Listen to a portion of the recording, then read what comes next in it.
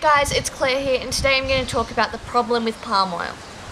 The problem with palm oil comes in three parts. It comes in the effect it has on our health, the effect it has on the environment, and the fact that it's not labelled. Today I'm going to start about the problem it has on our health. Palm oil is in over half of packaged supermarket products. Not that you would know that because it's not labelled.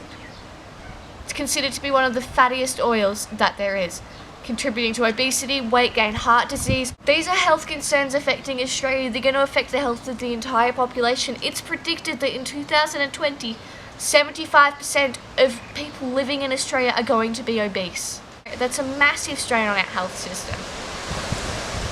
Now, I'm not saying that's just because of palm oil. That's because of excess sugar intake, excess intake of other oils. But the problem we have with this is, due to our labelling laws, sugars and fats don't have to be labelled for what they are. So if you want to slim down, you don't have a say, because how do you know whether you're consuming good oils or bad oils? You can't tell. The next problem is the problem that palm oil has on habitats. I want you to stop. I want you to close your eyes and stop looking at how cool my hair is. And I want you to think for a second. Imagine your family. Imagine your home. Imagine one day someone comes with a bulldozer and just clears it. You try to run, but on one side there's a forest fire chasing you, clearing your land and your house and your home and your life faster than you could. So you run the other way, where out of nowhere you get shot. The only surviving one's your younger sister, and she survived so she can be sold to live her life out in some tiny cage. That's what it's like for these animals. That's what it's like for the orangutans and the tigers and the elephant. They're losing their habitats at an alarming rate. 300 soccer fields per hour is cleared to plant palm oil. Once it's cleared, unless it's sustainable, they don't replant there. They clear the land, plant the palm oil, clear the land, move on. I don't even understand how we have any forests left at that rate. 50 orangutans on average die a week and 1,000 a year. You know what that means? In 6 years, our third closest relative is going to be extinct in the wild. In 6 years, I won't be able to go to the jungle and see an orangutan. In 6 years,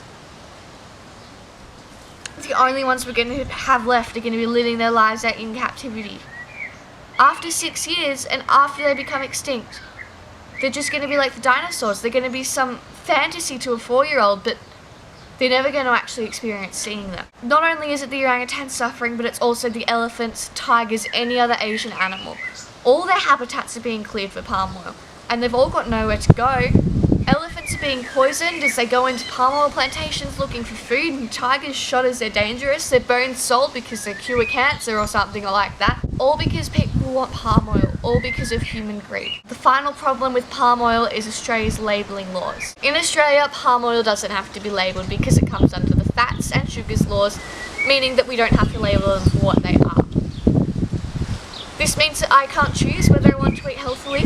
I can't choose whether I want to save the planet and whether I want to avoid it. It's in half of packaged foods. No wonder. No wonder.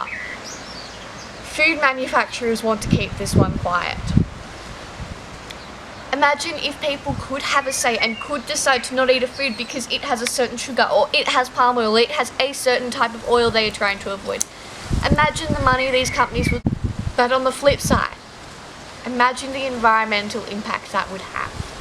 Imagine how many elephants we'd save, how many orangutans would still be in the trees, and how in the future our kids would be able to go and see an orangutan or an elephant. Imagine if we were the generation that changed this, that fought and made food labelling clear. You might be thinking, I'd love to do that, but I'm no politician. I have no say. Well, here's the thing, you have a say.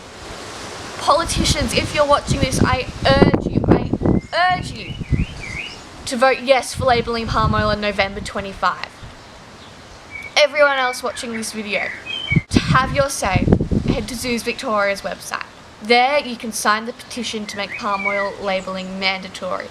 Not only that, you can email these politicians that are making this safe for your future, get them to vote yes for labelling palm oil. The more we show them that it's an important issue, the more likely they are to say yes, and the more likely we are to have clear labelling standards in Australia so we can avoid foods if we want, we can eat foods if we want. We know what's in our foods and we don't have anything hiding. The choice is yours and I want mine. Sign the petition and help make palm oil labelling plain for everyone.